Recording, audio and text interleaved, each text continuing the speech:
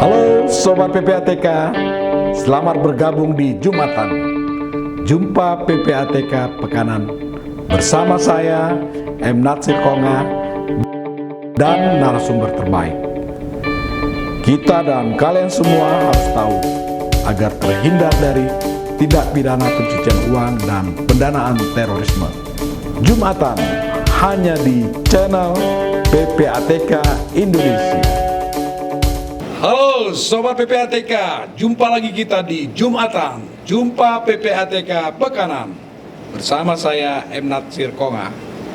Sudah hadir di studio Bapak Jamaluddin, saya ulang, Komisaris Besar Polisi Jamaluddin, Sarjana Ilmu Kepolisian. Beliau sudah hampir 6 tahun ya melanglang buana di Direktur Tindak Pidana Khusus Ekonomi yang menangani masalah pencucian uang. Tepatnya Dir 3 Tindak Pidana Pencucian Uang ya, Subdit 3. Subdit 3 Tindak Pidana Pencucian Uang, Bareskrim Polri. Selamat datang Pak Jamaluddin. Terima kasih datang, Bang Tio. sudah hadir di studio podcast PPATK. Ini kawan-kawan Sobat PPATK sudah lama nih menunggu bapak-bapak dari kepolisian untuk menjelaskan kepada kita semua hal-hal yang menarik ya, kasus-kasus yang ditangani oleh khususnya Bareskrim Polri, Direktorat Pidana Ekonomi Khusus ya, tentang tindak pidana pencucian uang. Tapi sebelum itu Pak Jamaluddin, saya ingin tahu ya sejauh mana hasil analisis yang disampaikan oleh PPATK itu efektif membantu kawan-kawan di kepolisian ya di dalam melakukan proses penyelidikan dan penyidikan. Ya, Terima kasih. makasih Bang Tio. Jadi perkenalkan saya Jamaluddin, pangkat Komisaris Besar Polisi, jabatan Kasubdit 3 Tindak Pidana Pencucian Uang di Direktorat Tindak Pidana Ekonomi Khusus Bareskrim Polri. Jadi tugas kami adalah melakukan penyelidikan dan penyidikan maupun asistensi dan pelatihan dalam rangka pengembangan penyelidikan dan penyidikan tindak pidana pencucian uang. Kami di bawah Direktorat Tindak Pidana Ekonomi Khusus. Jadi PPATK adalah counterpart kami, rekan kerja kami, di mana kami saling bekerja sama. Salah satunya adalah terkait dengan produk PPATK yaitu LHA, laporan hasil analisis dan hasil analisis, di mana produk ini merupakan produk bersifat intelijen dan memang sangat-sangat diperlukan bagi penyelidik maupun penyidik, di mana dalam pengungkapan suatu perkara tindak pidana pencucian uang itu biasanya terkait dengan kegiatan transaksi keuangan.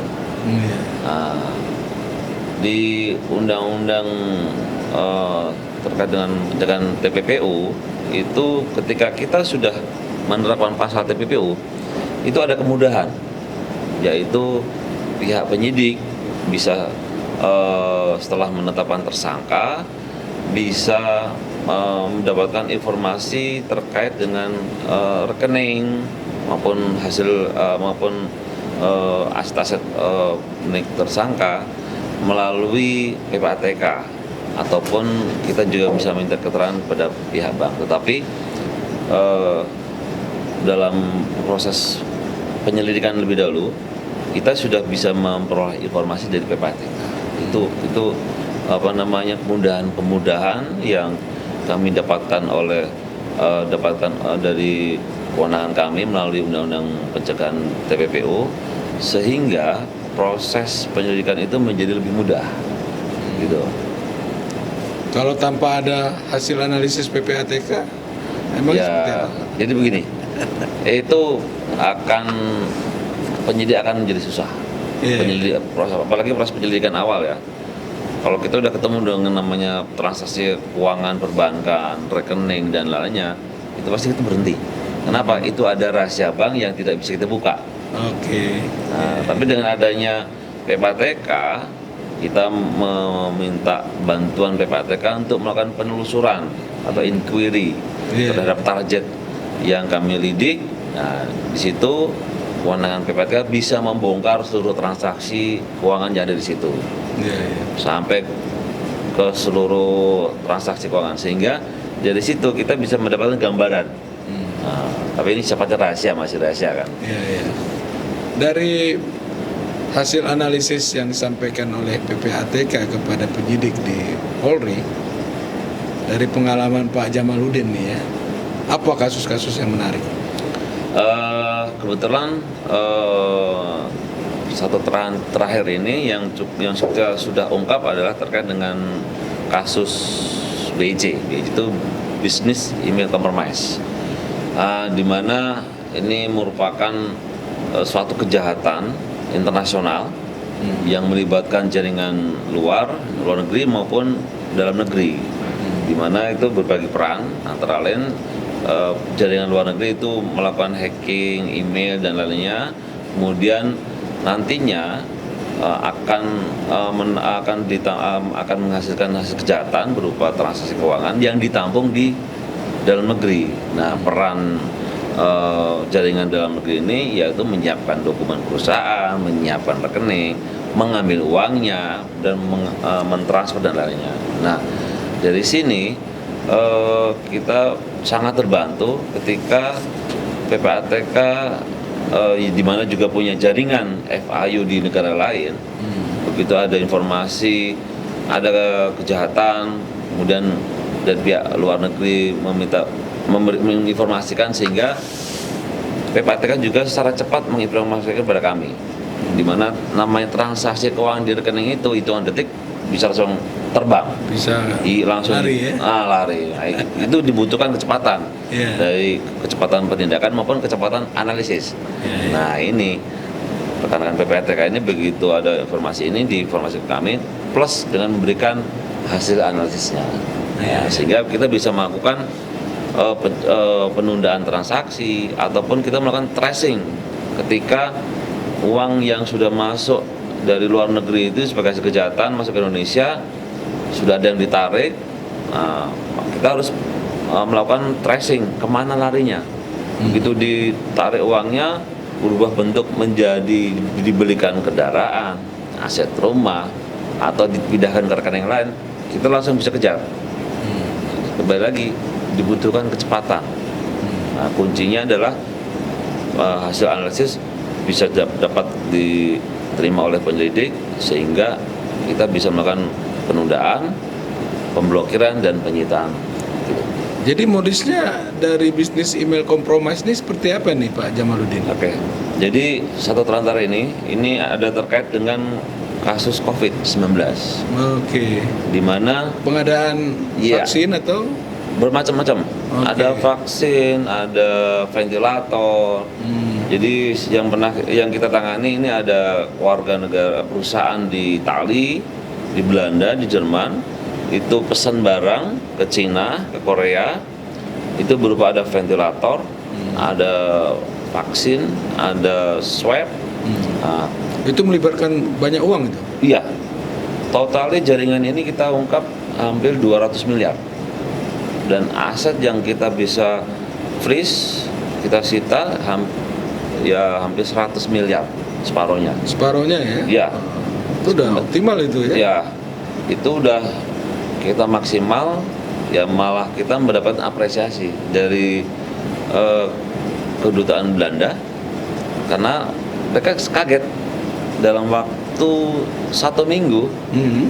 Begitu informasi mereka sampaikan ke Interpol ke kami kemudian ditembuskan juga ke PPATK, dalam 1 minggu itu kita bisa sudah freeze dan kita sudah dapatkan tersangka. Dia malah kaget, kok bisa cepat? Bisa cepat ya? Itu orang Belanda yang menilai ya? Polisi Belanda, bingung dia. Iya, menarik nih Pak Jamaluddin. Nah terus gimana tuh Pak? Itu semua asetnya ada di Indonesia? Ya. Berupa uang tunai dan berupa apa aja? Jadi ketika masuk ke rekening di Indonesia, itu ada yang digunakan untuk beli falas dan diambil secara tunai. Itu juga melalui modusnya sangat beragam. Ada yang ditarik tunai kemudian diserahkan secara berpindah tangan. Nah, kemudian ada yang dibelikan aset mobil, ada yang beli tanah, kemudian ada yang ditransfer ke rekan yang lainnya. Nah, ada yang masih mengendap, ada di rekening karena kita udah keburu kita blok. Lah itu pelakunya orang Indonesia berarti? Ya, jadi gabungan. Oh. Jadi saya sampaikan tadi yang melakukan email hacking dan lainnya itu jaringan internasional, itu Niger yang sudah kita tangkap. Berapa orang tuh? Yang kita tangkap satu. Dia operator, jadi penghubung antara Niger yang di luar dengan yang di Indonesia. Kita bisa tangkap. Home base-nya di? Home base di Jakarta. Di Jakarta? Ya. Oh, operasinya dari Jakarta berarti ya? Iya. Oke. Sehingga dana-dananya juga simpan di Jakarta? Ada yang kita ada beberapa TKP yang satunya di Serang, Cilegon, itu terkait dengan pembuatan badan usaha dan penarikan uang. Karena biasanya di situ ada badan usaha, di situ dibuat rekening. Nah, jadi penarikan penggunaan uang itu di wilayah Banten. Apa ada juga yang modus yang di Jakarta Selatan ada juga. Iya.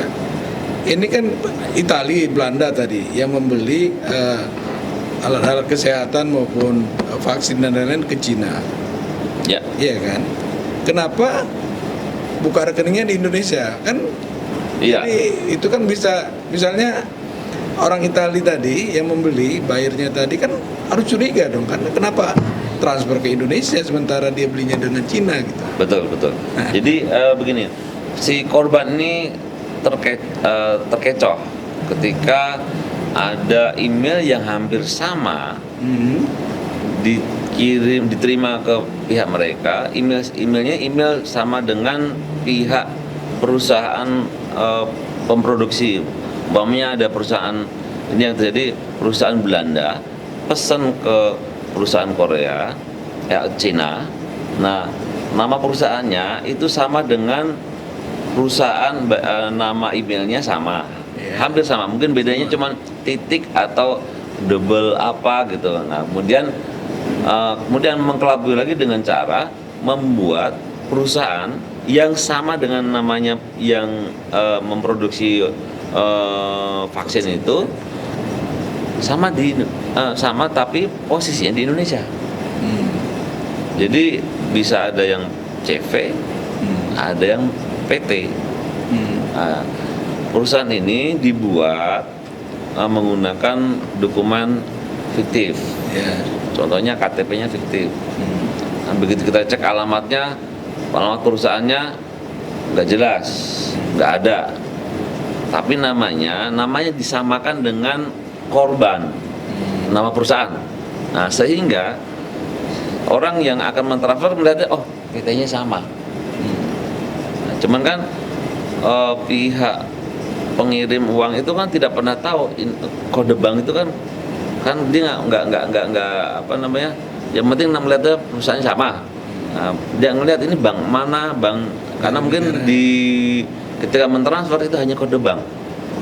Kode bank. Bukan bank, nyebutin bank apa gitu, hanya kode bank, terus nama PT. Nah, kan dia kirim kan transfer kan? Iya. Aslinya kan rekening itu banknya Cina kan? Iya. Iya kan? Tentu ada nomor. Betul. Ada nama bank kan? Ya. Ya, idealnya seperti itu. Nah, ini bagaimana kok bisa terkecoh gitu loh? Jadi begini, modusnya itu adalah si korban itu dikirimi oleh pelaku dengan domain email yang hampir sama dengan target si pemilik barang. Emailnya hampir sama. Nah, kayak dikirim terus dikasih pesan. Sehubungan dengan pembayaran berikutnya ada perubahan rekening. Oke. Nomor rekeningnya ini atas nama sama. Ya. Sama namanya sama perusahaannya, nomor rekeningnya beda. Dia kan memberi informasi sehubungan dengan pembayaran bulanan berikutnya dimohon untuk ditransfer ke rekening yang ini. Oke. Si korban, si pengirim uang ini biasanya melihatnya adalah namanya sama, persis. Tulisannya sama. Ya. Sehingga tidak pernah curiga. Iya. Dan nyambung, kemarin baru pembayaran sekian, ini pembayaran berikutnya. Dan dia tahu ya, berarti jadi sebenarnya mungkin juga bisa, kita belum mendalami apakah dia bisa masuk ke dalam pembicaraan email itu, atau hanya ini bluffing. Sebar email, silakan bayar transaksi berikutnya ke email ini, atau dia menggunakan kalimat pembuka dulu. Selamat siang, sebuah ada perubahan maka kami menggunakan email yang ini. Nyambung lagi, ada pertanyaan, ini mau mengirim uang, tembak lagi. Memang agak unik juga. Dan banyak kasus selama COVID ini. Selama COVID cukup banyak. Bisnis email compromise ini. Ya, cukup tinggi dengan korban rata-rata terkait dengan COVID. Itu barang sediaan obat-obatan, swab, ventilator. Nah, tadi kan korbannya orang-orang asing ya, dari Belanda, dari Italia. Kalau dari Indonesia sendiri ada nggak korbannya? Kami pernah mendapatkan informasi dari Interpol juga terkait permintaan bantuan penyelidikan. Itu korbannya warga negara Indonesia. Rekeningnya dilempar ke masalah Italia. Jadi ini dibalik. Jadi balik. Kalau korbannya yang kita tangani adalah korban luar negeri bersama jaringan Indonesia, ini enggak, korbannya orang Indonesia, pelakunya orang luar. Pemainnya sama. Kita belum dapat ungkap itu, tapi indikasinya ya mungkin sama ya. tukeran. Iya. Kalau kasus-kasus yang lain ya, Pak Jamaluddin, yang banyak melibatkan masyarakat lah ya, itu kasus yang menarik lainnya apa kira-kira Pak Jamaluddin? Saat ini efek COVID adalah salah satunya adalah perekonomian yang kita lihat mungkin sangat berefek. Perekonomian semakin turun, kemudian berdampak terhadap kegiatan perekonomian termasuk bisnis. Nah, yang sekarang ini meningkat kasusnya adalah kasus penipuan investasi. Ada itu banyak. Modusnya gimana tuh? Jadi begini, modusnya adalah masyarakat ini diiming-imingi dengan bunga tinggi di atas bunga rate BI. Nah, orang melihat bunga besar sehingga daripada ditaruh di deposito di bank, mending saya taruh di investasi ini dengan harapan lebih besar bunganya. Tapi pada kenyataannya ketika COVID, perekonomian sangat turun, sehingga pergerakan uang jadi juga nggak banyak. Yang terjadi adalah ketika investasi bodong ini tidak ada dana masuk lagi, ya, kayak ini skema Ponzi. Skema Ponzi di mana si pelaku kejahatan itu mengambil dana dari masyarakat, itu dikembalikan.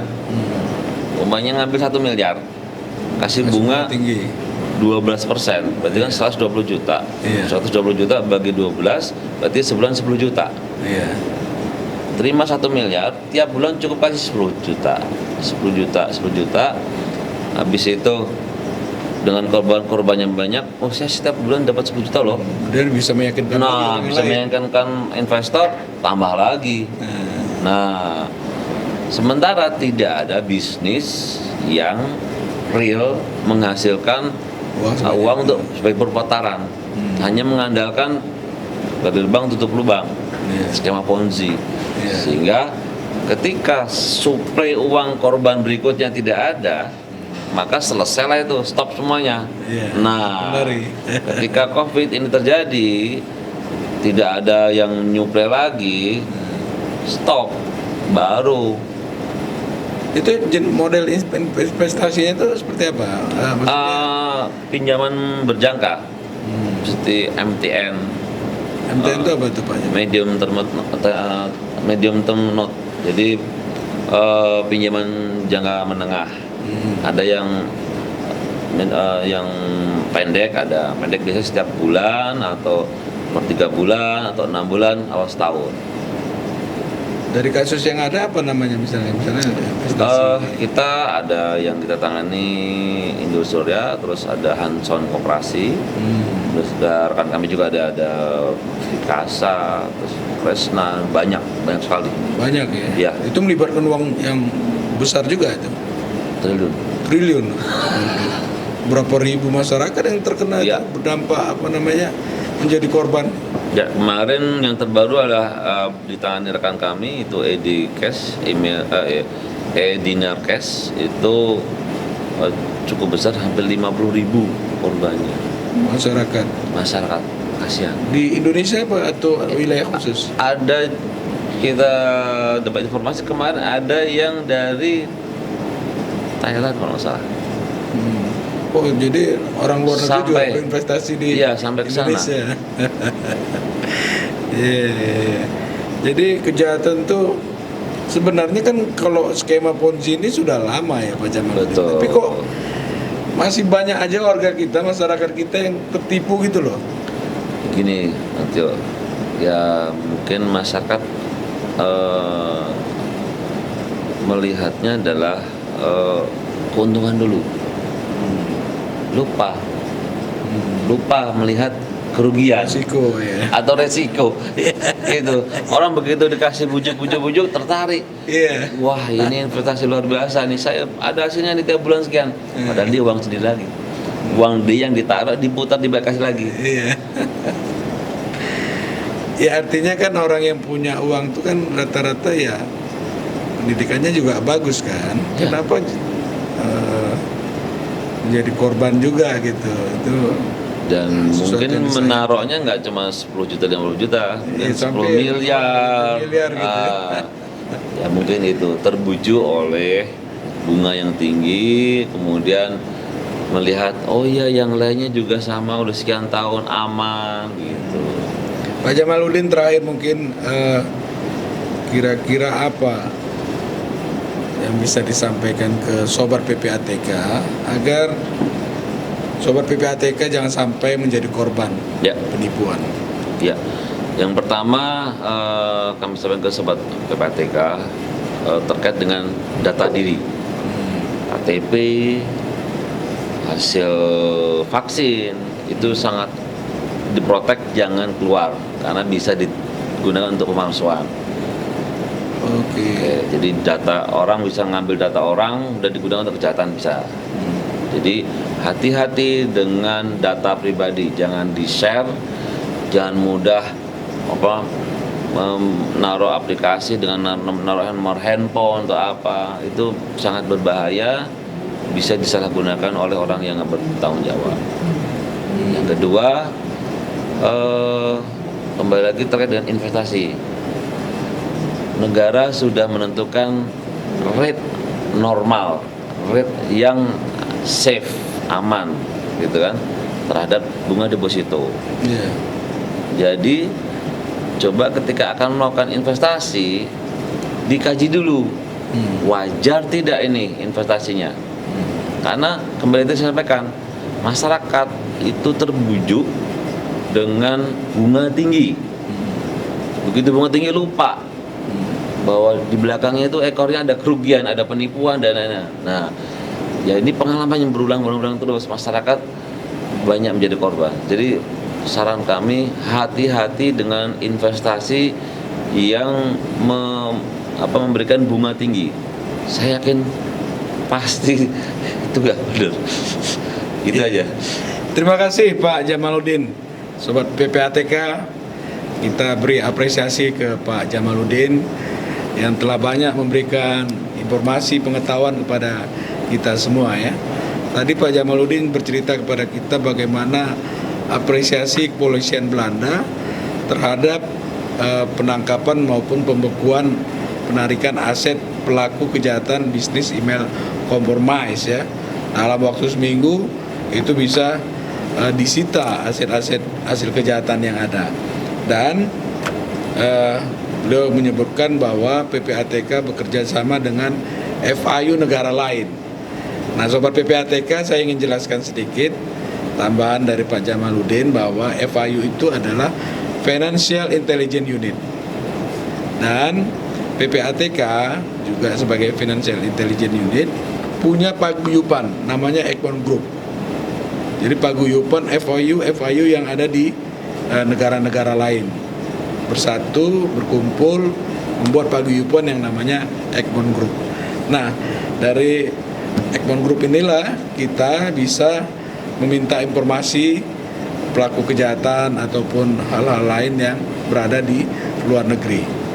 Demikian Sobat PPATK, terima kasih atas perjumpaan kita dalam Jumpa PPATK Pekanan minggu ini. Sobat PPATK, kita jumpa lagi di Jumatan. Kalau bersih, kenapa harus risih?